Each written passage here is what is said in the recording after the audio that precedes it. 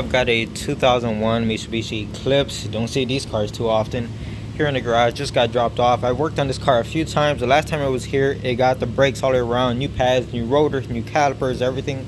And I believe even the passenger rear side got a brand new brake hose because it was just like rotted away. So you can see the new brakes, and the brakes are working great. This thing needs struts like crazy, or shocks, because whenever you come to a stop, the car is just bouncing back and forth. You can tell the 100% these struts or shocks and these things are blown out.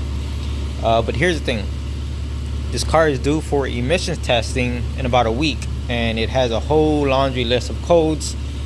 From what I hear, it has a decent amount of codes, so the owner wants to start knocking these codes out. I told him we got to start tackling them one at a time, so he dropped the car off. But one thing that I noticed the last time the car was here when I was doing the brakes is that the car tends to overheat. I brought this up to the owner and he's like, yeah, it does that. I'm like, that's not good. So when he dropped it off today, he's like, yeah, it's been overheating a lot lately. And he's like, no matter what I do, it doesn't really matter. You can see he's got the coolant reservoir completely maxed out. And the last time I pointed this out, that his radiator is leaking. You can actually see it leaking right now.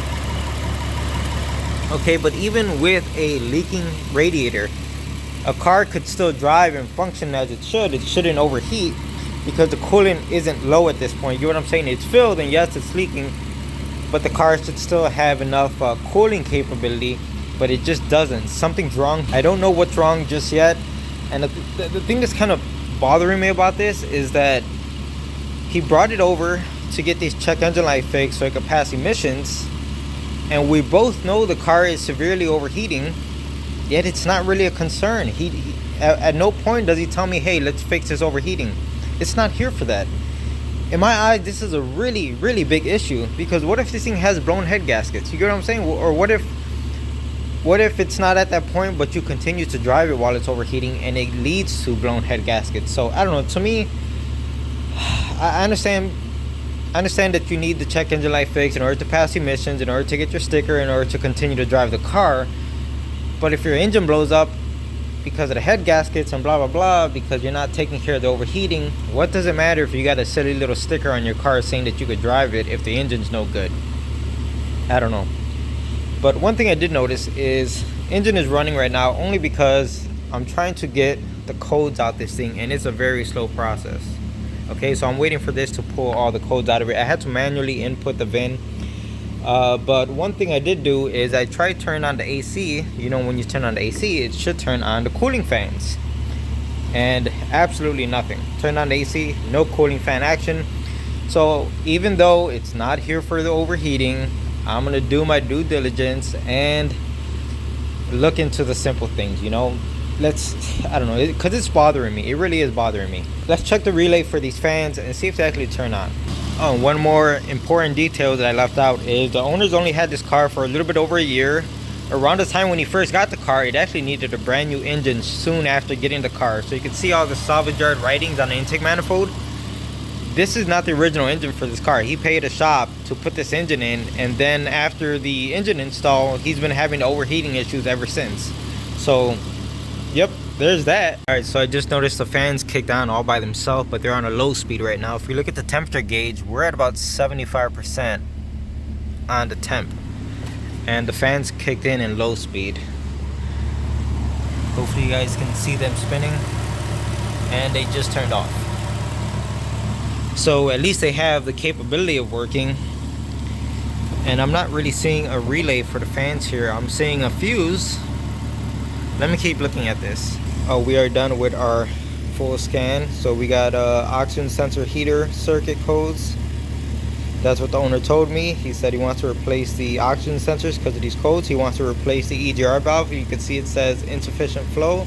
That doesn't necessarily mean that the EGR is at fault. And then of course we have an EVAP leak and a cylinder number 5 misfire. Okay, so yeah, looks like 3 separate issues: a misfire, EGR issue, and a oxygen sensor issue. So actually 4 issues. All right, now I could turn off this engine before it actually starts to overheat.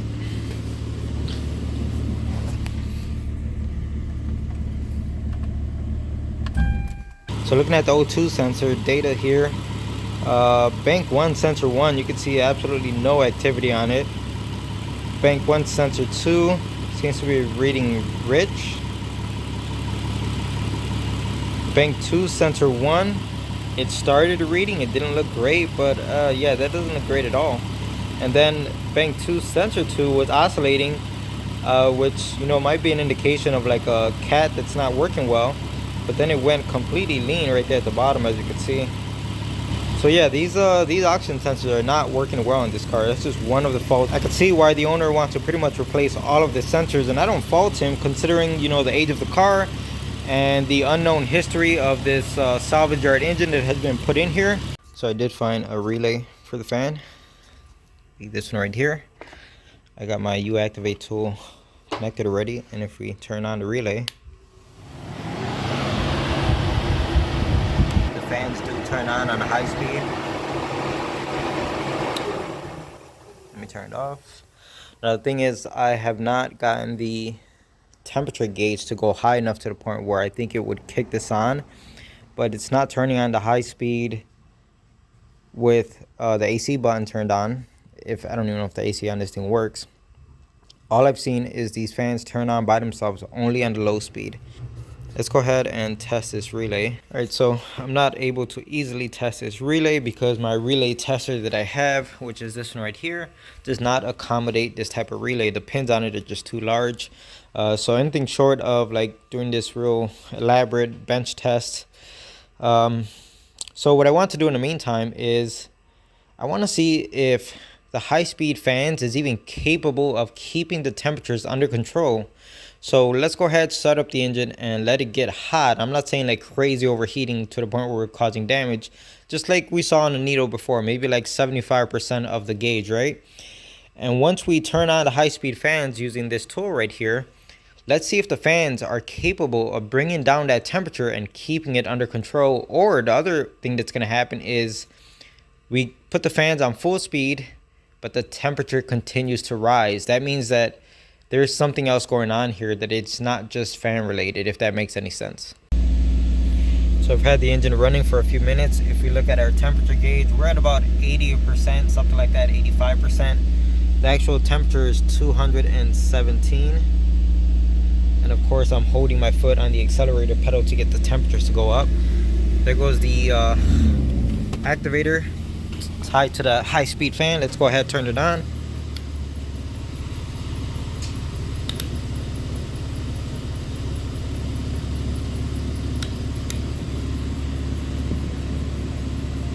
Alright, so got it on and it took some fumbling. I don't know why.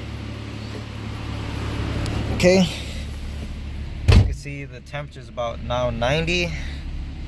We're at 221. I'm going to keep my foot on the accelerator pedal just how I was before. And we'll see if the fan is capable of bringing down that temperature, even though I'm holding the accelerator pedal up. And you can clearly see that thing is dropping like a rock.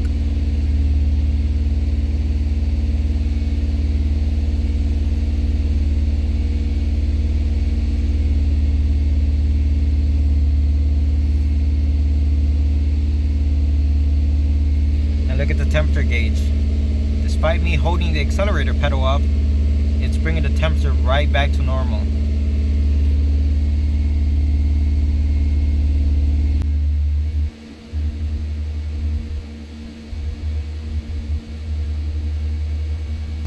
Alright, so the cooling fan has been on for just about 2 minutes, and as you can see, we're hovering just a little bit over 200 degrees, which to me, that is you know, within range of operating temperature. It's not perfect. You can see it go up a little bit. The fans are still running because I still got them turned on.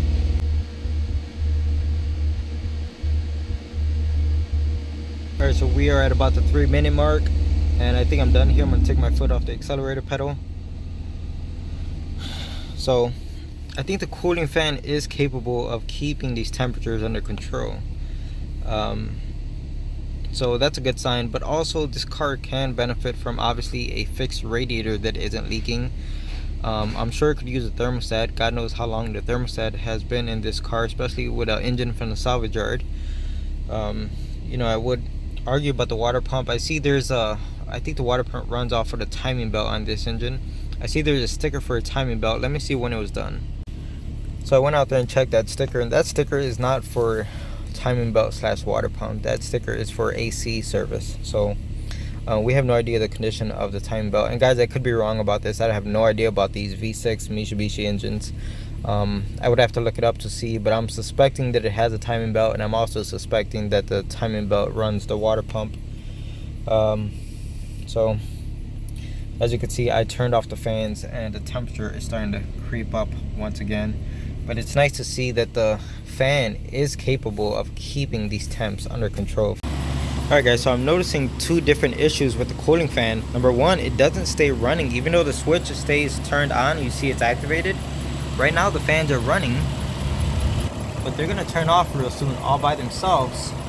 So that's one issue. The second issue is I noticed that sometimes when I turn them on, this is activating the high-speed fan, so they're very loud, they're turning very fast, and there it goes, it just turned off. You can see it's not spinning even though the switch is still activated. I'm going to show you right now. You can see I'm trying to activate it and that fan is not turning on. Anyway, so that's the first issue. The second issue is when it is working and I turn on the fans from here, they turn on high speed.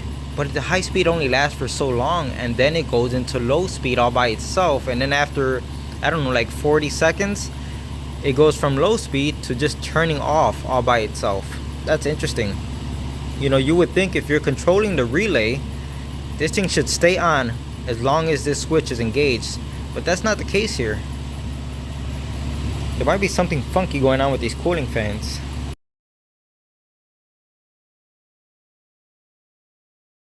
Alright, so we had that code with the EGR, right? And guys, I'm here looking for this thing. It took me a while, and I think I see the EGR pipe back there, which is that pipe you can see going down. That is in a crazy location. I don't think I want to mess with that. So the benefit of not working at a shop is I get to pick and choose what I want to do, and that's something that I don't think I want to mess with. He could take it to a shop and let them deal with it. So oh well, it is where it is. But let's oh, the misfire. So this thing had misfire cylinder 5, and of course the cylinder 5, or I mean the cylinder that's misfiring is always the one that's behind the intake manifold, right? It's never one of the easy ones. So I wanted to go ahead and pull out the spark plug, one of them, just to see what they look like. And here it goes right here. So you can tell they got a little bit of age on them, nothing crazy. But there's the business end, as you can see. The biggest thing you're noticing is the oil, okay? I checked all three of them. All of them have oil in them. And I think it's a safe bet to assume that the rear three also have oil in them. This thing's leaking oil everywhere. So the whole time the engine has been running, I didn't really feel a misfire. So it's got to be like a little fish bite, okay? Nothing major. It's not a dead miss or anything. I got a pretty good feeling that cylinder 5 is starting to misfire because it's getting too much oil. Basically, the valve cover gaskets need to be done and the spark plug tube seals need to be replaced. That's the root cause of all this. So I know I'm just assuming, okay, but I think it's safe to assume that if we could see all this oil leaking into the front spark plugs, you know, pretty much the same thing is got to be going on back there, especially since we don't have a dead miss that would indicate like a faulty ignition coil, a wire, fuel injector, or low compression. It's not any of that because you can't even feel this thing misfiring. So this has to be oil buildup inside that spark plug tube. Oh, and I don't know if I mentioned this, but my scanner does not play well with this car. It barely wants to communicate. I cannot get any misfire data out of my scanner for this car. It's just, and it's one of those things where the scanner won't even auto ID the VIN. I have to manually put the VIN in every single time.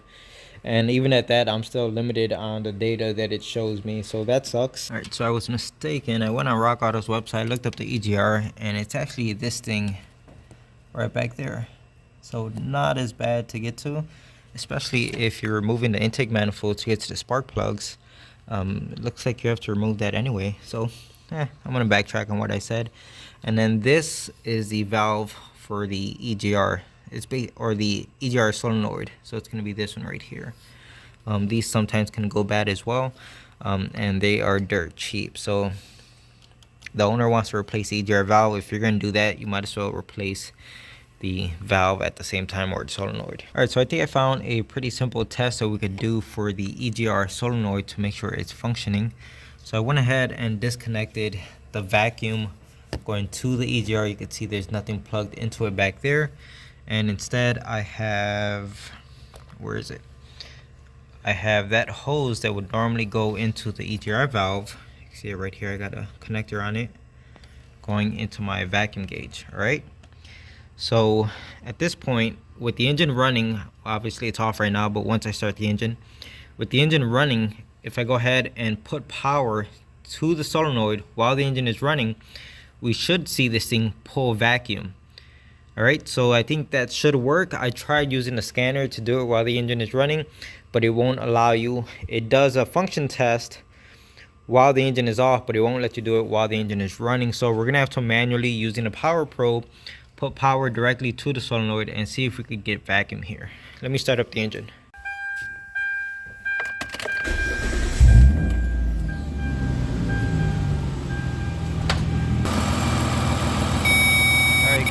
Turn off the beeper to not annoy you guys. The light's green, we are making contact. I'm gonna give it power. And absolutely nothing. You can see the vacuum gauge is not changing.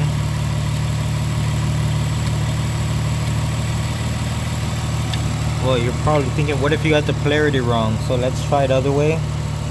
I'll put my ground on the other pin. All right, so now I'm on the other pin. Let's put power on this side. And absolutely nothing on the vacuum gauge. So I think this is where, let me turn off the engine, because of course we're inside the garage and this thing's gonna smoke me out. I'll die from the exhaust fumes on this thing.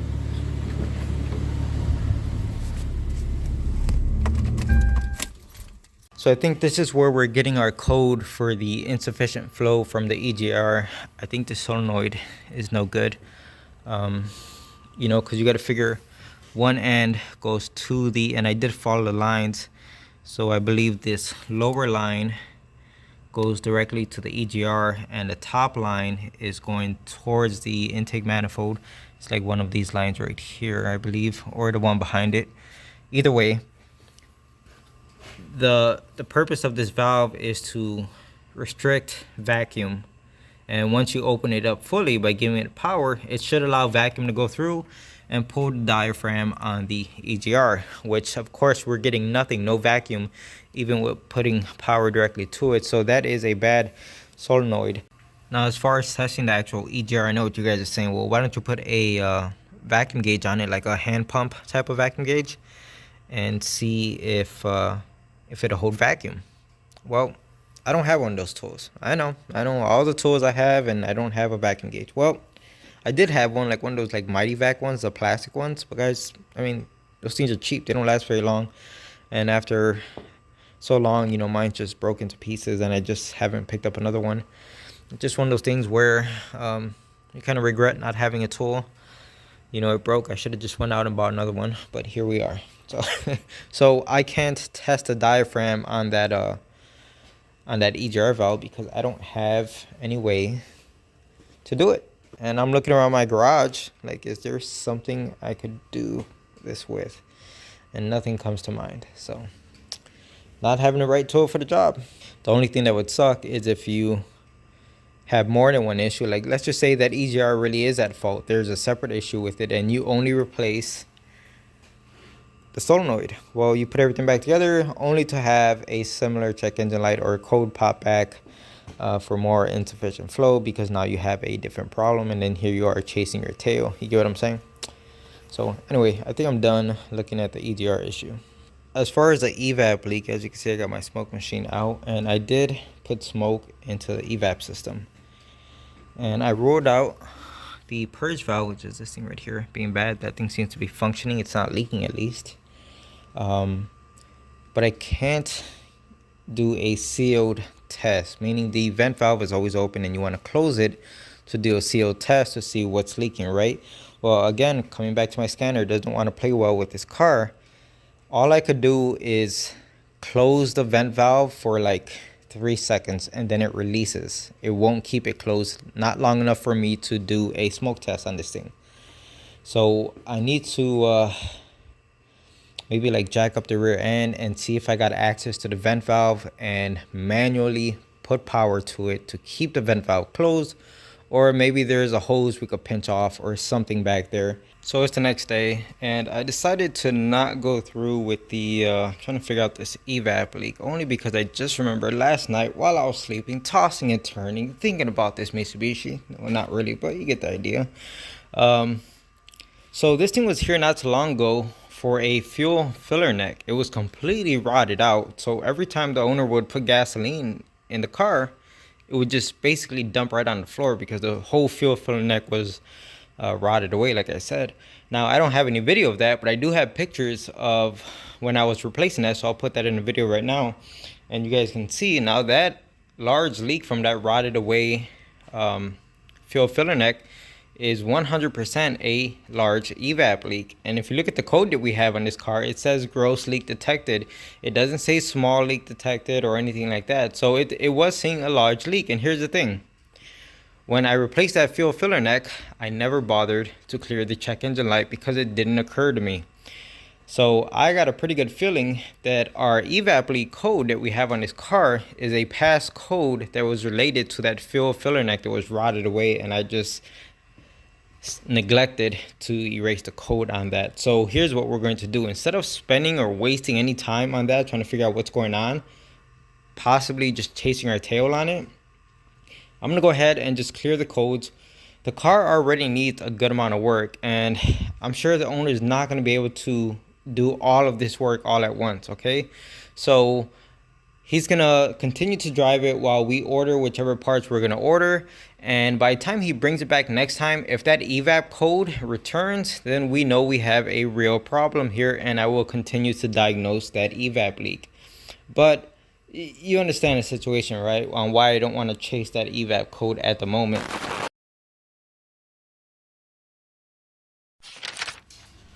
So I am back with this Mitsubishi Eclipse. It's been a while since it was last here, a few months actually.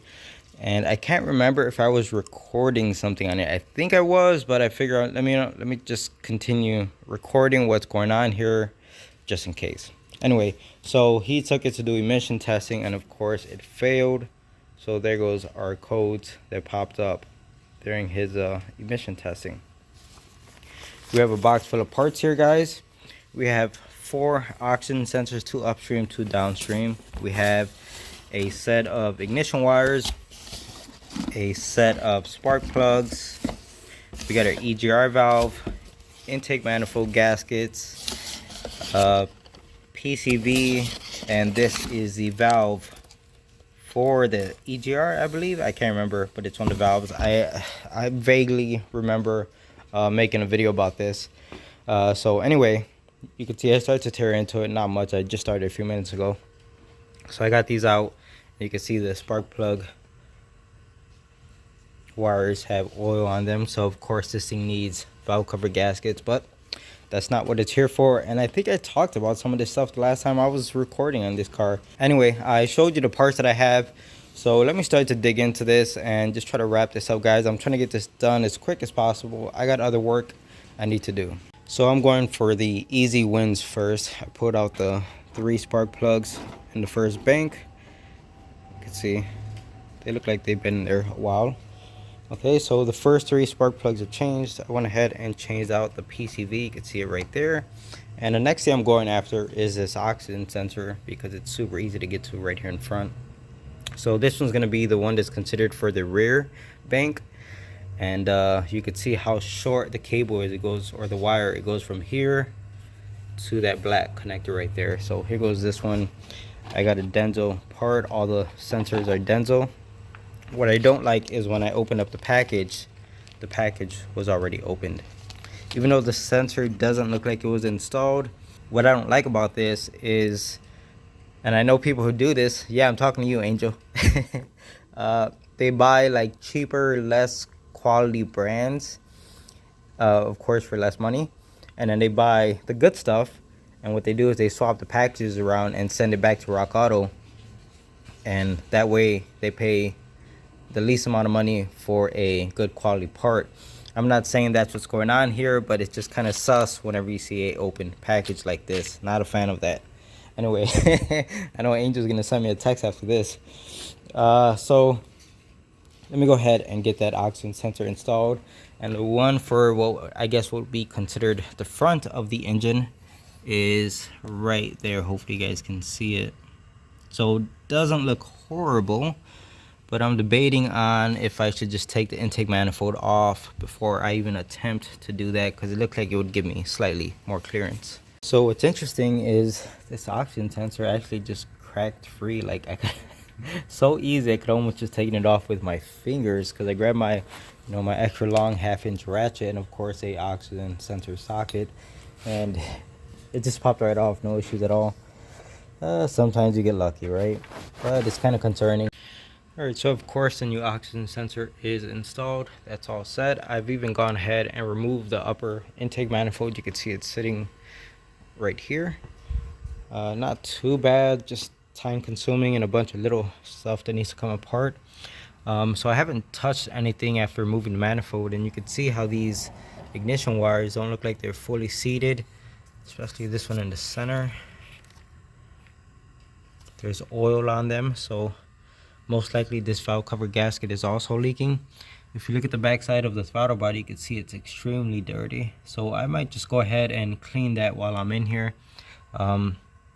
Owner's not paying for it, but it's a shame to go this far and to leave something like that. So I'll just do him a solid and get that taken care for him. So let me go ahead, change out the spark plugs real fast, and of course, like I said, it's getting brand new wires. And you can see with the intake manifold out of the way, we have better access to this upstream oxygen sensor without all of this crap interfering. So that's another thing I'm going to change while the manifold is off. I think I mentioned something about the rear valve cover gasket leaking, and it's safe to say that yeah, I think it's leaking. Alright, so I'm making progress here. I got the 3 new spark plugs installed and torqued down. You can see the new oxygen sensor is installed back there. It's plugged in. I already went ahead and installed the new EGR as well as the solenoid for the EGR. So that's pretty much all set. What I have to do now is get rid of these old ignition wires and let's install the new ones. I want to get the spark plug situation all buttoned up before I move on to cleaning that throttle body. Alright, so all of the ignition wires are in place, everything's plugged in. Cleaned up the mating surface right here where the intake manifold goes. They got the brand new gasket on it. The throttle body has been cleaned up. It's not perfect, but that is a massive difference compared to how it was before. And I think this bad boy is ready to go back together. So let me go ahead and pop the intake manifold on it. So I believe I have everything put back together and plugged in, minus the strut tower brace. I have that sitting on the ground right there, but we don't need that to start the engine. I double checked everything and it seems like we're good to go. So let's go for the very first startup. All right. And the battery's dead. Keep in mind, guys, I had the battery disconnected this whole time. You know what, maybe we just don't have a good connection at the battery because the post doesn't actually tighten down. Right here. Yeah, that nut does not tighten down. So I'm just gonna move that around, see if that makes a difference.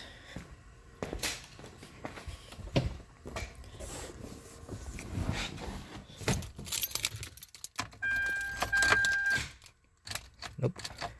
Alright, let me get my jump starter. So look at this. The positive side, I didn't even touch it the whole time I was working on the car. I only disconnected the negative side. But look at this. I could just pull that off if I wanted to. I'm not surprised. But anyway, you can see this battery looks fairly new. Look at the date on it right there. Hopefully we just have a bad connection and it's not a dead battery already, considering the battery is new. Well, if you see these things like this, aftermarket amplifier That's probably what's killing this battery. Maybe the radio or the amplifier isn't wired up correctly and it's constantly pulling juice from the battery. So let me go ahead and get this connected. And we are good to go, like the new chicken fajita from Taco Bell. Not a sponsor. So let's see if she starts up.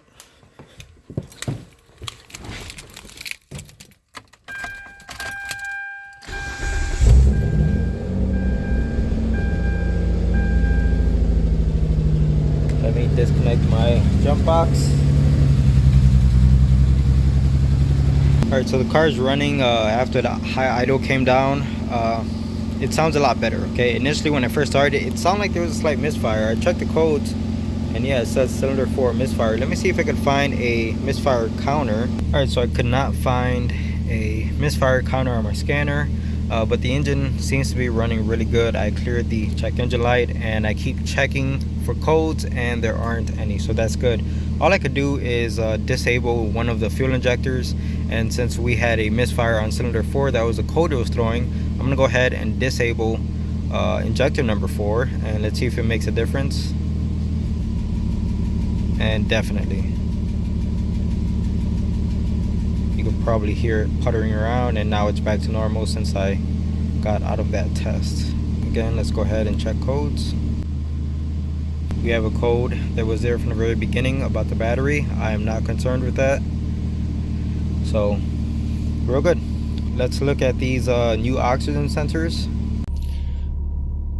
So I put up the upstream oxygen sensors as well as our fuel trims. We got our short term around the bottom and the long term right here in the middle.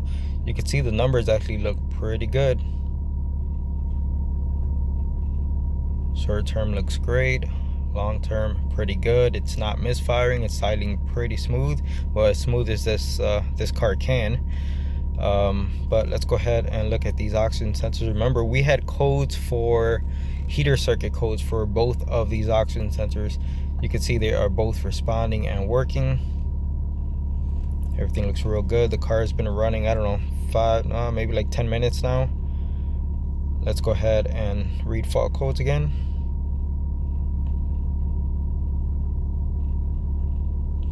And nothing besides the one that was already there. So it's looking really good. The only thing I have left to do on this car is change those downstream sensors. I don't think there was a code for them, but the owner was just like, you know what, the car is old, let's just go ahead and change all of the sensors. Well, before I put it back in the garage to do those downstream sensors, I decided to take it out for a test drive just to make sure everything is right and good before we wrap this job up. And yeah, the engine's running nice and smooth, no misfires. I gotta be careful to not drive it for too long. You can see the temperature gauge is already in the middle right there. If I remember correctly, this car had an issue with overheating because it was leaking coolant, and I don't think the owner has gotten it fixed. I can tell he also hasn't fixed the struts on this thing because this thing still rocks like a sailboat. So I just want to make sure the engine's running nice and smooth, and it does appear to be. Alright, so I wasn't able to get the car up on my ramps because of the spoiler right here on the lower end of the bumper. It just wasn't going to clear, so I had to use jack stands, and I have my floor jack in front. So let me show you guys these oxygen sensors. So the first one is pretty simple to get, so you can see it's right here, and it's actually already loose. I already loosened it. Let me show you. You can see that. I'm not going to try to remove them tonight since I just finished driving the car and the exhaust manifold is very hot. But here goes the other oxygen sensor. I'm going to reach up back here, and you can see this massive oil leak on this car is completely ruining everything. So you can see how this thing is almost soaked in oil. This one is also loose. I already went ahead and broke it free. You can see I'm going to go ahead and spin it right now. As you can see, it is loose, and you can see all the oil on it. So both of them are cracked free at this point. I'm just going to let the car sit overnight, and tomorrow when everything is nice and cool, I'll remove the sensors, put the new ones in, and this turd will be all set. It's next morning, and as you can see, I got the old downstream sensors off of the car. The new ones are actually already installed. Let's go underneath the car, have a look at them. So there goes the first one right there. That's the easy one to get to. And the other one, you can see it right there. no longer covered in oil. So everything's all torqued down and they are both good to go. They are plugged in up top. So that's it. I'm gonna go ahead and put this car back in the ground. We'll go out for another test drive, but that's about it for this car. Final test drive in this Eclipse, and it's driving pretty good. Nice and smooth, no misfires, no nothing. I checked with my scanner again. There's no check engine light. It's not even throwing that battery code anymore. It just says no codes at all. And all of the oxygen sensors seem to be working. The fuel trims look good. The car seems to be happy. So that's gonna be it for this one. Let me go ahead and park this thing and the owner can come pick it up.